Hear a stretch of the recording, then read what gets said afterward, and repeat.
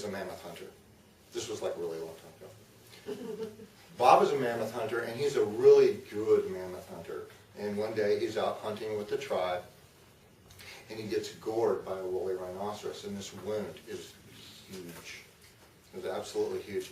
And they're worried that Bob isn't going to survive. But Bob's fit, Bob's strong, and he starts to heal. But unbeknownst to Bob, there's a bigger wound. It's a large wound, and unfortunately for Bob, it's invisible. And the reason that it's invisible is Bob is part of a tribe. And the tribe depends on one another, and what everybody collectively hunts and gathers, they share equally with the tribe. And now Bob can't hunt anymore, and Bob and his family could possibly starve if they don't participate. The survivability of the tribe could be affected because Bob is a really great hunter. Now, lucky for them, their shaman is a very wise man, and he's seen this thing before. You know, so he sends out a bunch of emails, does the icon thing, and they are going to have this big festival. So they contact all of the people, and they all make this special meal that they have at times like this.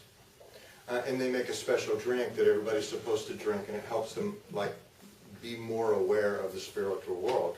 And they have this meal, and they have their drinks, and they start drumming and drumming, and people are swaying back and forth. And the shaman is opening up a spiritual space that is wide enough for the entire tribe to stand on the edges of the spiritual space while Bob sits in the center of it. And the entire tribe absorbs and heals this wound. Now, after the ceremony, Bob gets this great idea. He goes, hey, I make great spears and arrows. And it's true. I mean, it's not uncommon for people to go to Bob and say, would you make me some arrows and a spear for this special event? And now Bob has almost unlimited time to make spears and arrows. So he gets busy, and he makes lots of spears and lots of arrows. So many that the other hunters, they don't have to make spears and arrows anymore. They have more time to hunt. And because they have more time to hunt, there's a surplus of meat that they can share with Bob and his family. But there's also a large enough surplus that they can actually trade this meat to the other tribes for different medicines and beads and other types of items.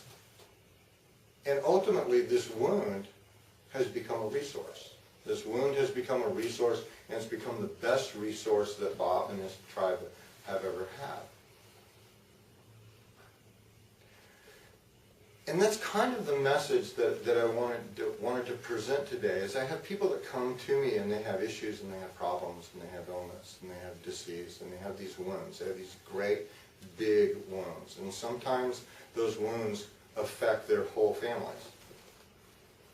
And somehow, either through telling stories and working with people and really, really teaching people to listen, that we're able to transfer those wounds into gifts, into resources that they can share with themselves and their family and their community and the world.